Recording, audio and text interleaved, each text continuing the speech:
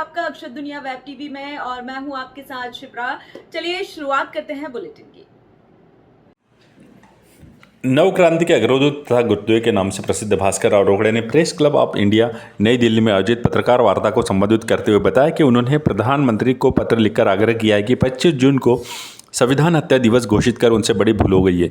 शीघ्र भूल सुधार न करने से वैश्विक मंच पर भारत की छवि पर विपरीत असर पड़ सकता है।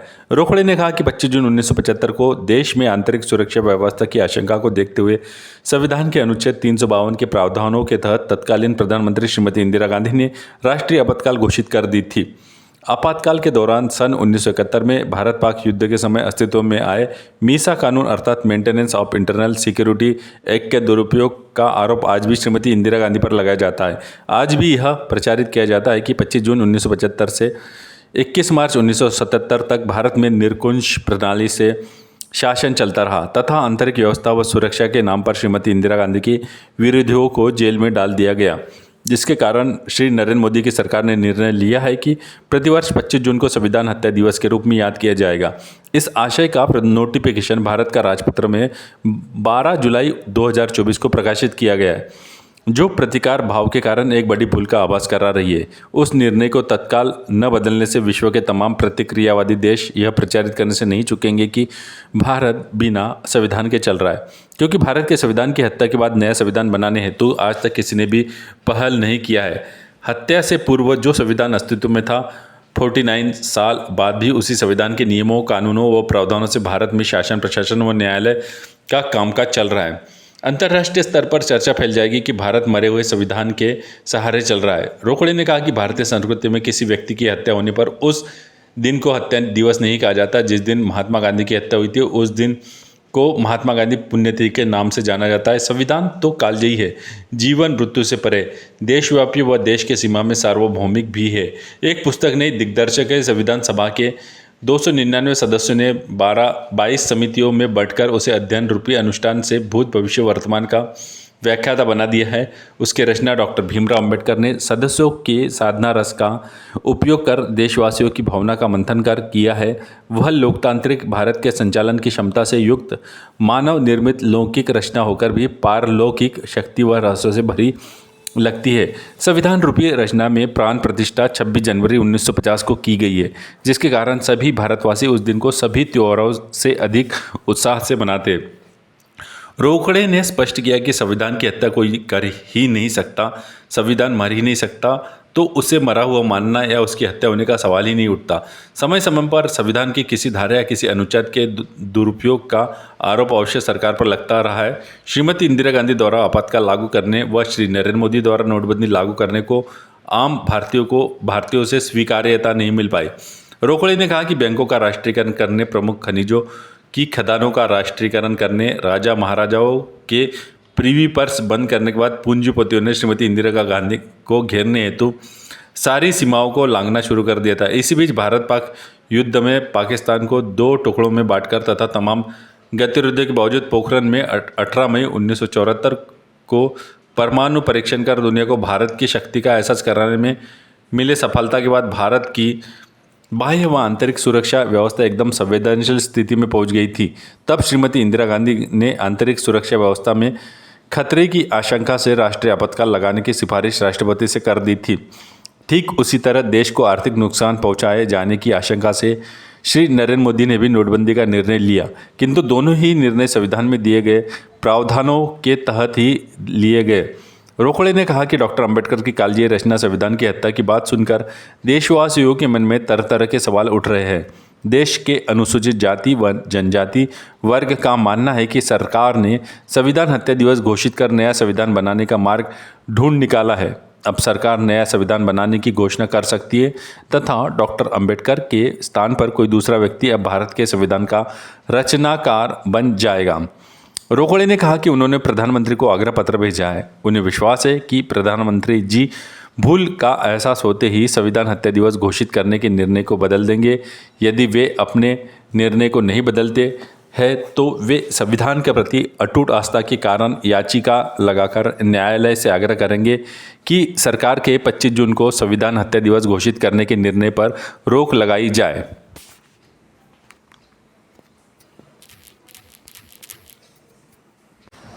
सम्माननीय पत्रकार बंधुओं, आप सभी को मेरा सादर नमस्कार। आप में से कई पत्रकार बंधु एक माह पूर्व ही गांधी पीस फाउंडेशन में हुई पत्रकार वार्ता के दौरान उपस्थित थे, मुझे ऐसा लग रहा है। आज मैं एक माह के भीतर ही आप लोगों से दूसरी बार मुखातिब हो रहा हूँ। तो उसका कारण बहुत ही एक महत्वपूर्ण विषय है जो मेरे सामने क्या पूरे देश के सामने आया है और मैं अपने आप को रोक नहीं पाया। जैसा कि आप जानते ही हैं, और मेरे ख्याल से काफी लोग शब्द इतिहास के बारे में कुछ ना कुछ पत्रकार बंधु अध्ययन करते ही हैं। मैं स्वयं पत्रकार हूँ, कई प्रतिष्ठित समाचार पत्रों में संपादक की भूमिका निभा चुका हूँ। अब तक 30 किताबें मेरे द्वारा लिखी गई है और 100 से अधिक किताबों का मैंने संपादन किया है।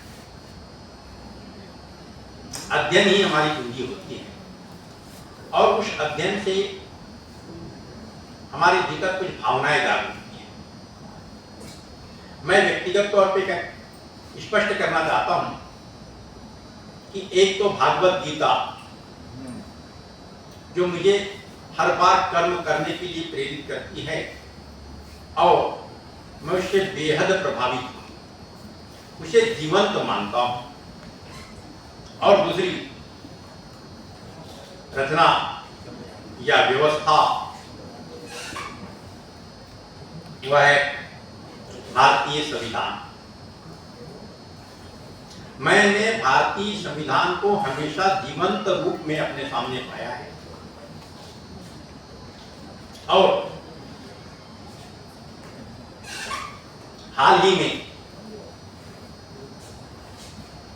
संविधान हत्या दिवस घोषित करने संबंधी भारत का राजपत्र में जो नोटिफिकेशन प्रकाशित हुआ उससे मैं बहुत अधिक विचलित हुआ। मैं यह स्पष्ट करना चाहता हूं कि मैंने कभी भी आक्रामकता का साथ नहीं दिया। लगातार लंबे अरसे से संगोष्ठियां चलती रही, विभिन्न सभाओं के माध्यम से जन जागृति के लिए मैं सामने आया, लेकिन हर मंच पर मैंने यही कहा कि इस विषय को लेकर धरना प्रदर्शन चक्काजाम और किसी भी प्रकार की हिंसक गतिविधियों में हमारे अनुयायी भाग न लें। मैं अब भी लोगों से यही आग्रह करूं। संविधान सम्माननीय, संविधान सामान्य बात नहीं है। खासकर भारतीय संविधान की बात की जाए, इसकी रचना एक सामान्य घटना नहीं थी। पाकिस्तान के अलग होने के बाद 299 सदस्य संविधान सभा के थे, उन्हें 22 समितियों में बांटा गया। उन सभी सदस्यों ने और सभी समितियों ने अलग अलग क्षेत्र के समस्याओं को, जीवन शैली को, आने वाली चुनौतियों को, व्यवस्था को, नियमों को, सामाजिक नियमों को, अंतरराष्ट्रीय चुनौतियों को, सबका बारीकी से अध्ययन और उस सारे अध्ययन को क्रमबद्धता के साथ लिपिबद्ध करना अत्यंत जटिलतम कार्य था। और इस बात को आप लोग बखूबी जानते हैं। एक पत्रकार जब बहुत बड़ी बड़ी फाइलें सामने आ जाती है, बहुत सारे दस्तावेज आ जाते हैं, तो उनमें से काम की चीज किस तरह से निकालता है, किस तरह से लिपिबद्ध करता है, वही जानता है। जब वो लिपिबद्ध हो जाती है तो उसके बाद बाकी लोगों को लगता है कि सामान्य बात, लेकिन वो सामान्य बात नहीं है। उसमें एक पत्रकार की, एक लेखक की तपस्या निहित होती है। Doctor B.R. अम्बेडकर ने जो सदस्य 299 थे, उन लोगों ने भी अपने आप में साधना किया था इस संविधान की रचना के लिए। तो उस साधना रस के सहारे जन भावनाओं का मंथन करते हुए, देश की भू भौगोलिक स्थितियों का अध्ययन करते हुए, रहन सहन के तौर तरीकों का अध्ययन करते हुए, जाति समुदाय विशेष में भिन्न भिन्न नियमों के पालन का ध्यान रखते हुए सारी की सारी जानकारियां जो थी, दस्तावेज जो थे, उनको क्रमबद्ध तरीके से लिपिबद्ध करने का काम शुरू किया और एक वो बड़ा संकल्प था जो पूरा हुआ। हम आपको बताना चाहते हैं, यद्यपि मैं किसी भी संगठन के खिलाफ बोलना पसंद नहीं करता, अनावश्यक आक्रामकता मुझे बर्दाश्त नहीं है, लेकिन जो इतिहास बताता है उसे हमारे कोई भी साथी नकार नहीं सकते। 1949 में संविधान के प्रकाशित होने से पूर्व ही जब उसका ड्राफ्ट सामने आया तो हिंदू महासभा, राष्ट्रीय स्वयंसेवक संघ सहित कई प्रमुख संगठनों ने संविधान की कमियां गिनाना शुरू कर दिया और उनका कहना था कि भारत की जो इतिहास है, राजतंत्र के समय जो इतिहास रहा है, उस समय की जो परंपराएं रही है, उनकी अनदेखी संविधान में की गई है। बिना अध्ययन फैलना बचना शुरू हो गया, क्योंकि उस समय हिंदू कोड बिल को लेकर पंडित जवाहरलाल नेहरू और डॉक्टर भीमराव अंबेडकर जी एक मत थे और उन्होंने स्पष्ट रूप से बयान भी दिए थे, ये हमारे लिए चुनौती है लेकिन इसे हमको पूरा करना होगा। दोनों बात, बिना हिंदू कोड बिल के ही संविधान प्रकाशित कर देना पड़ा और मेरा मानना है 26 जनवरी 1950 को गणतंत्र लागू ही नहीं हुआ, बल्कि भारतीय संविधान के रूप में उस अद्भुत रचना जिसे मैं कभी कभी कहता हूं कि यह मानव निर्मित लौकिक रचना है, अभी तो इसे पढ़ने से, समझने से, जानने से ऐसा लगता है यह एक पारलौकिक रचना भी है, क्योंकि पारलौकिकता का एहसास होने लगता है। हर प्रकार की समस्याओं का समाधान उस संविधान में है। साथियों, बात यही नहीं रुकी थी। डॉक्टर अंबेडकर का विरोध कई कारणों से हुआ है। उसके बाद संविधान सभा के सदस्य ही संसद के सदस्य के रूप में चुनाव से पूर्व काम करने लगे और पुनः ये चुनौती सामने थी हिंदू कोड बिल को पारित कराना। जब पंडित नेहरू और डॉक्टर भीमराव अंबेडकर एक मत थे हिंदू कोड बिल को लागू करने के लिए, तब इस दिल्ली में राष्ट्रीय स्वयं संघ द्वारा 27 बड़ी सभाएं की गई, बड़ी आक्रामक सभाएं हुई और दूसरी ओर राम राज्य परिषद के संस्थापक करपात्री महाराज, उज्जैनी करपात्री महाराज, क्योंकि वे एक बहुत बड़े संत थे, तो वे भी बड़ा आंदोलन चला रहे थे। कुछ सभाओं में तो आरएसएस और करपात्री महाराज दोनों एक थे। करपात्री महाराज के बारे में मैं काफी कुछ समझ नहीं पाया हूं, मेरा अल्प ज्ञान है, मैं मानता हूं, क्योंकि वे एक और गौ रक्षा के लिए सड़क पर उतरते थे, गौ हत्या का बहुत ज्यादा विरोध करते थे, वही दूसरी ओर सारे राजघराने के लोग ही उनके पार्टी में शामिल थे और उन्हें ही वो चुनाव लड़ाते थे। और जो राजघराने थे वे काहे के शौकीन होते थे? शिकार के। ये बात मेरे समझ में कभी नहीं आई, लेकिन एक तपस्वी ने क्यों हिंदू कोड बिल का विरोध किया मुझे भी समझ में नहीं आया, लेकिन जब वो पुराने भाषण सुनो तो ये समझ में आता है कि वे बहुपत्नी प्रथा के विरोध में नहीं थे और उनका कहना था ये भारतीय संस्कृति है। राजघरानों के लोग ही अधिकतर 2, 4, 5, 6, 8, 10 शादी करते थे, लेकिन ये विरोध बहुत तेज था। अंततः डॉक्टर अंबेडकर जी ने कांग्रेस चुनाव का समय देखते हुए कांग्रेस ने इससे कहा कि भाई अभी इसको रोका जाए। नेहरू जी ने भी उनसे कहा कि अभी इसको रोक दिया जाए, चुनाव का समय है, स्थिति परिस्थितियां बहुत ज्यादा विपरीत लग रही थी, इसे रोक दिया। तो उन्होंने कांग्रेस पार्टी से इस्तीफा दे दिया। आप सब जानते हैं उन्होंने दलितों को लेकर के एक संगठन बनाया, फिर बाद में रिपब्लिकन पार्टी भी बनाई। उसके बाद में पंडित नेहरू ने जो हिंदू कोड बिल था उसे 6 भागों में बांटकर पारित करवा दिया। वो पूरा का पूरा हिंदू कोड बिल बाद में पारित हो गया। लेकिन यह विरोध बना रहा। मेरे कहने का तात्पर्य विरोध बना रहा। राजघरानों ने समय समय पर भारतीय संविधान का विरोध किसी ना किसी रूप में किया है। इतिहास को अगर आप अध्ययन करते हैं तो ये चीज सामने आती है। जब पचमढ़ी का सम्मेलन हुआ, कांग्रेस का अधिवेशन पचमढ़ी में हुआ था, उसमें पंडित द्वारिका प्रसाद मिश्र उस समय मध्य प्रदेश के मुख्यमंत्री थे। उन्होंने राजघरानों को लेकर, सामंतशाही को लेकर कुछ टिप्पणी की, तो उस टिप्पणी के विरोध में राजमाता सिंधिया जी ने कांग्रेस छोड़ दी थी और उन्होंने कहा था कि इन्होंने राजघरानों पर कुछ गलत तरीके से तंज कर, और वही राजमाता सिंधिया जी ने बाद में संविधान सरकार बनाकर द्वारिका प्रसाद मिश्र की सरकार गिरा दी थी। मैं ये बात थोड़ा सा अभी 2 मिनट में खत्म कर रहा हूं। उसके आगे की कहानी ये होती है कि राजा महाराजाओं को संविलियन के समय बहुत सारे विशेषाधिकार दिए गए थे कि इतने तोपों की उनको सलामी चाहिए, उनको पुलिस पूछने नहीं आ सकती, वो पुलिस अपने वो थाने में नहीं जाएंगे, वे जेल में नहीं जाएंगे, उनके महल में ही उनको नजरबंद किया जा सकता है, ज्यादा से ज्यादा वो न्यायालय में जाएंगे, न्यायालय को उनके दरबार में आना पड़ेगा, और उनको जो राजस्व मिलता था रियासतकालीन व्यवस्था में उसका एक एवज तय किया गया, उतना प्रीवी पर्स मिलना चाहिए। प्रीवी पर्स की राशि बहुत अधिक थी, 562 रियासतें थी।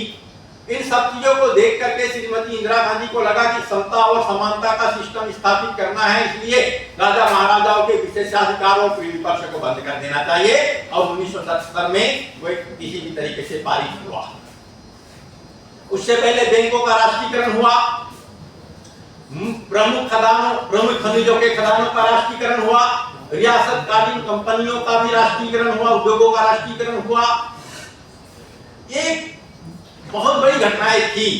ये देश की अर्थव्यवस्था को सुव्यवस्थित करने के लिए, सुधारने की बात तो हो ही सकती, मैं इसको सुव्यवस्थित कहूंगा, सुव्यवस्थित करने के लिए उनका ये बड़ा कदम था। इसी बीच में भारत पाक युद्ध होता है, और भारत पाक युद्ध में भारत को अब अद्भुत, अकल्पनीय, अप्रतिम सफलता मिली। पाकिस्तान 2 टुकड़ों में बट गया। पश्चिम और पूर्व दोनों तरफ से भारत जो गिरा हुआ था पाकिस्तान से, वो 2 टुकड़ों में बटने से हमारा विरोधी कमजोर हुआ। इससे बाह्य सुरक्षा को बड़ा खतरा पैदा होता है, इसलिए 1971 में ही बाह्य सुरक्षा के दृष्टिगत रखते हुए एक आपातकाल लगाया गया, लेकिन आंतरिक आपातकाल नहीं लगा।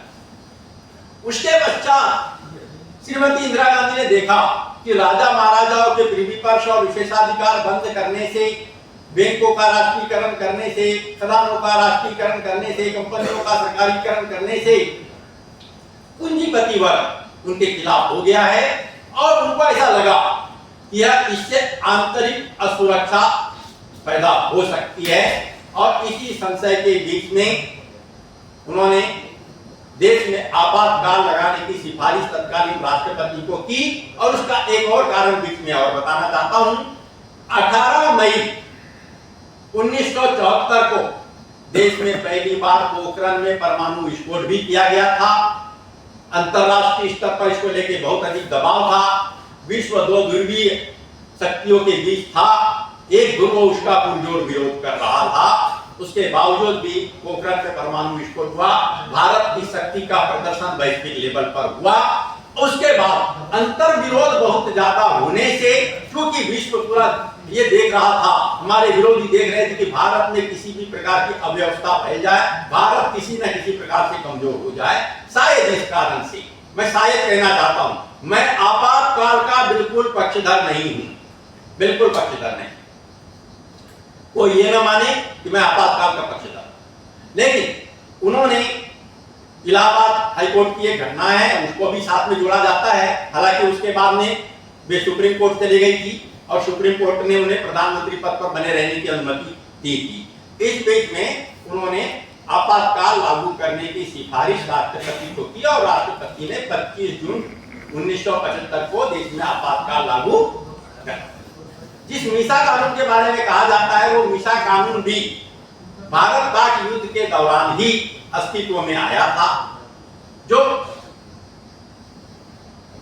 एक सुरक्षा के दृष्टिकोण से बना कानून था। लेकिन एक बात बड़ा स्पष्ट करना चाहूंगा कि जब भी ऐसे कोई कानून होते हैं, आपातकाल लगता है, तो आपातकाल के दौरान ऐसे कानूनों के दुरुपयोग की संभावना होती है। और इतने बड़े बड़े विद्वानों ने, महापुरुषों ने जब आपातकाल के दौरान मीसा के कानून या उससे जुड़ी और भी धाराओं के तहत उसका दुरुपयोग होने की बात की है, तो मैं उसको नकार नहीं सकता। ना ही मेरी इतनी अधिक उम्र है, ना ही मेरा इतना अधिक तजुर्बा। निश्चित रूप से आपातकाल के दौरान इन धाराओं का कुछ हद तक दुरुपयोग हुआ होगा, लेकिन मैं ये स्पष्ट करना चाहता हूं, आपातकाल संविधान की हत्या करके लागू नहीं किया गया था, बल्कि भारतीय संविधान में ही अनुच्छेद 352 में आपातकाल को लागू करने के प्रावधान दिए गए थे और उन्हीं प्रावधानों के तहत आपातकाल लागू किया गया था। अगर आपातकाल की समाप्ति भी हुई तो उन्हीं प्रावधानों के तहत हुई। बाद में सरकार बनी तो सरकार ने अगर शपथ भी ली तो संविधान के नाम पर ही शपथ ली। हमारी सरकारें चली, संविधान इसी संविधान से चली। हमारी पुलिस जो कार्यवाही करती है इसी संविधान के धाराओं के तहत करती है। न्यायालय जो काम करते हैं इन्हीं संविधान के धाराओं के तहत करते हैं। इस संविधान में नियम है, कानून है और प्रावधान, ये तीन चीज अलग अलग है और इन तीनों को मिला करके भारतीय व्यवस्था बनती है। और जो हमारी जीवन शैली है पूर्ण रूपेण भारतीय संविधान पर निर्भर हो चुकी है। इससे बड़ी विचित्र स्थिति बन गई है। भारत के संविधान की हत्या दिवस मनाने की बात यह हो गई कि क्या 49 साल तक हम किस संविधान के भरोसे चल रहे थे? आखिर प्रकरण दर्ज हुए हैं तो किस संविधान के तहत हुए? न्यायालय में केस चल रहे थे किस संविधान के तहत हुए? सरकारें चल रही है तो किस संविधान के तहत चल रही है? और आदमी का विश्व मंच पर ये बातें जाएगी। विश्व मंच पर हमारी प्रतिक्रियावादी शक्तियां जो है, विरोधी देश है, वो इस बात को उड़ाएंगे कि भारत में संविधान नाम की कोई चीज नहीं है, वो जो संविधान था उसकी तो हत्या हो चुकी है। तो इससे गलत संदेश जा सकता है। मेरा मानना है कि जैसे नोटबंदी लागू हुई थी तो नोटबंदी को भी पूरी देश की स्वीकार्यता नहीं मिली थी जिस प्रकार आपातकाल को नहीं मिली, लेकिन दोनों ही निर्णय संविधान के दायरे में ही लिए गए थे। संविधान को काट कर, मार कर, हत्या करनी, ये मेरा एक विचार है। मुझे लगता है कि संविधान हत्या दिवस घोषित करने से पूरे देश में असमंजस की स्थिति बन गई है। और जहां तक अनुसूचित जाति जनजाति वर्ग की बात है, वे अपने महापुरुष के रूप में डॉक्टर भीमराव अंबेडकर को ही मानते हैं। उनका मानना है कि उन्होंने ही उन्हें संविधान दिया और उन्हीं के कारण उन्हें न्याय मिला है। वे भी बेहद दुखी लग रहे हैं।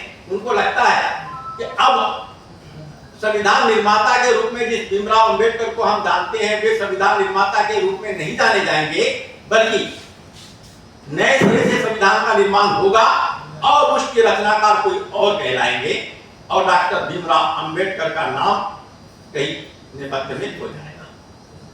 ये आशंका बन रही है। मैं मर्यादाओं में रहते हुए मैंने सम्माननीय प्रधानमंत्री जी को आग्रह पत्र भेजा है कि मुझे लगता है बड़े से बड़े क्यों ना हो, परिवार में भी जो मुखिया होता है कई बार मुखिया से भी गलती हो जाती, भूल हो जाती है, पार्टी की भी कभी कभी बाध्यता होती है, लेकिन प्रधानमंत्री जी एक पार्टी के नहीं है। प्रधानमंत्री जी पूरे देश के हैं, मेरे आपके सबके प्रधानमंत्री हैं और हम प्रधानमंत्री देश के मुखिया होने के नाते कहीं ना कहीं अभिभावक के रूप में हैं और हमें कोई चीज अगर गलत लगती है तो हम उनके पास आग्रह पत्र भेज सकते हैं। तो हमने एक आग्रह पत्र उन्हें भेजा है कि ये बड़ी भूल हो गई है। संविधान हत्या दिवस घोषित करके सवाल उठेंगे कि भारत बिना संविधान के कैसे चल रहा है और यदि संविधान की हत्या हो गई कि नया संविधान कब बना, और इतने 49 सालों में अभी तक के जो देश चला है तो किस संविधान के भरोसे चला है। इसलिए संविधान हत्या दिवस जो घोषित किया गया है इस निर्णय को बदल दिया जाए, ये हमारा आग्रह है। और इस आग्रह के आधार पर ही हम आपसे आज रूबरू हुए हैं। पत्रकार बंधु सब मेधावी होते हैं, सब अध्ययनशील होते हैं, सब लोग इस बात को समझेंगे और जो बातें मेरी अच्छी लगती हो उसे आम लोगों तक पहुंचाएंगे। जरूरी नहीं है कि मेरी बात, सभी बातें मेरी अच्छी हो और सही हो। बार बार मेरा आग्रह है कि मेरा ये कथन या मेरा ये प्रयास सरकार को घेरना नहीं है, ना मैं सरकार को घेर रहा हूं, बल्कि सरकार से आग्रह कर रहा हूं, ये गलती हो गई है। सारे लोग असमंजस में हैं, पूरे देशवासी असमंजस में हैं। देशवासियों को लग रहा है ये क्या हो गया, हम कहाँ हैं, हम कैसे हैं, किसके भरोसे हैं, किस क्षेत्र में हैं। तो ये जो गलती हुई है इसे सुधार किया जा सकता है। मेरा आग्रह है कि सुधार किया जाए। और यदि हमारी बात, हमारे पत्रकार बंधुओं की बात भी नहीं सुनी जाती तो हम एक बार फिर प्रयास करेंगे कि न्यायालय में जाए, न्यायालय में अपनी बात याचिका लगाकर करे कि भाई न्यायालय चल रहे हैं, सरकार चल रही है, शासन चल रहा है, पुलिस कार्रवाई कर रही है, हम नियमों, कानूनों, प्रावधानों में बंधे हुए हैं, ताकि इसी संविधान के भरोसे इसकी हत्या कैसी हो सके। मैं संविधान को कालजयी मानता हूं, जीवन मृत्यु से परे मानता हूं। मैं उस संविधान के भीतर ही पारलौकिकता का एहसास करता हूं, इसलिए मैं दुखी हूं। मेरी अटूट आस्था है और इस अटूट आस्था के कारण ही मैं आज आप लोगों से रूबरू हुआ हूं। अब आप लोगों के मन में जिस किसी प्रकार के सवाल हो तो मैं उपलब्ध हूं। मेरा एक आग्रह जरूर रहेगा कि ये बहुत ही संवेदनशील विषय है। इस संवेदनशील विषय को हम मर्यादाओं में रहते हुए ही आम लोगों तक पहुंचाए। मैं स्वयं मर्यादा में रहना चाहूंगा। नियम कानून तोड़ना न मेरे बस में है, न मैं कभी तोड़ना चाहूंगा। लेकिन मैं वंचितों को, दलितों को, पिछड़ों को सबसे आग्रह करता हूं कि वे यदि ये सही नहीं लग रही है, यदि उन्हें लगता है कि ये गलत है, तो सामने आए, अपनी बात रखे, अपना आग्रह प्रधानमंत्री तक पहुंचाए, सरकार तक पहुंचाए। सरकार को अगर इस गलती का एहसास होगा तो निश्चित रूप से इसमें सुधार हो सकता है। लेकिन मैं अभी यहाँ आ रहा था तो रास्ते में कुछ बड़े होर्डिंग लगे हुए दिखाई दिए कि अब नया संविधान बनने के लिए प्रक्रिया शुरू होने जा रही है। क्या आशय है, मुझे भी फोटो देख के देखना पड़ेगा। तो मुझे आश्चर्य लगा, अभी संविधान हत्या दिवस हुआ घोषित करके अब नया संविधान की बात आ रही है, तो क्या इसके लिए पूरे देशवासियों को विश्वास में दिया गया? ये गंभीर विषय है, ये गंभीर विषय है। भारतीय संविधान देशवासियों को विश्वास में लेकर बनाया गया, वो बहुमत के आधार पर भी नहीं बनाया गया, बल्कि बहुत कम आबादी वाले लोगों की भी बात सुनी गई और संविधान में उनके लिए भी स्थान दिया गया। ये मेरा आग्रह है, आप सबका, हमारा संकल्पित, संगठित प्रयास होना चाहिए कि ऐसी अगर कोई भूल हुई है तो इसमें बदलाव आए। और इसको बदलाव लाने के लिए हमको सड़क पर उतरने की बिल्कुल कोई आवश्यकता नहीं है।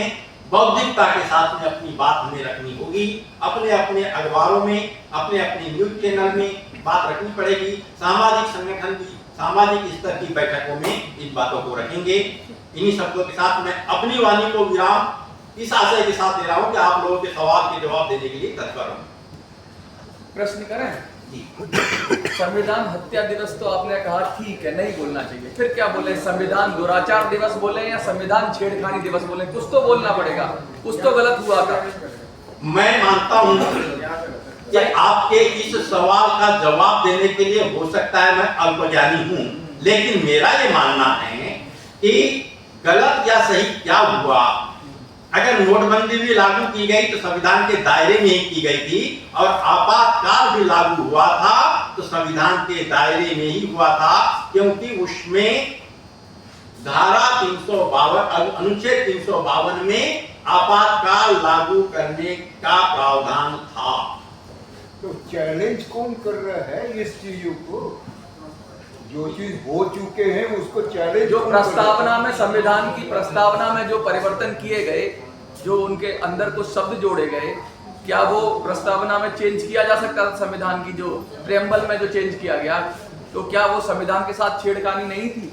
हत्या नहीं मानेंगे, लेकिन संविधान के साथ कुछ तो हुआ था गलत, या सही जो भी था। देखिए सम्माननीय, आप समझ सकते हैं, मेरा संविधान हत्या दिवस जैसे शब्द से मेरी शिकायत है, बहुत बड़ी शिकायत है। महात्मा गांधी की हत्या हुई, लेकिन हम जिस दिन उनकी हत्या हुई उसे हत्या दिवस नहीं कहते, उसे पुण्यतिथि के रूप में आते हैं।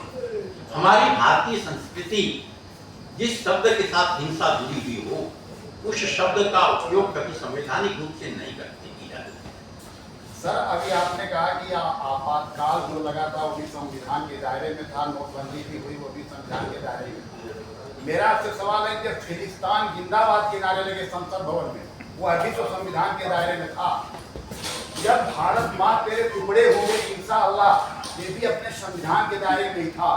एक सांसद या याकूब मैनन के लिए 2 बजे कोर्ट खुल जाता है, एक गरीब को 1 रुपया चोरी के 3 महीने की साधारण कैद की जाती है। क्या यही संविधान का उत्तमता है? सम्माननीय, न मैं विषय से हटता हूँ, न विषय से हटकर किसी सवाल का जवाब। वीपी सिंह मंडल कमीशन लाए थे, प्रेस क्लब क्या संविधान के भीतर था? प्रेस क्लब में हो वीपी सिंह जब मंडल कमीशन लाए थे, वो प्रेस क्लब संविधान के भीतर था। संसद को नए कानून बनाने के अधिकार होते हैं। वायलेंस भी तो हुआ था। देखिए, एक हुआ था, क्यों हुआ, कैसे हुआ, समीक्षा करने के सवाल सब लोग बैठे हुए हैं और हमेशा करते रहेंगे। मेरे पास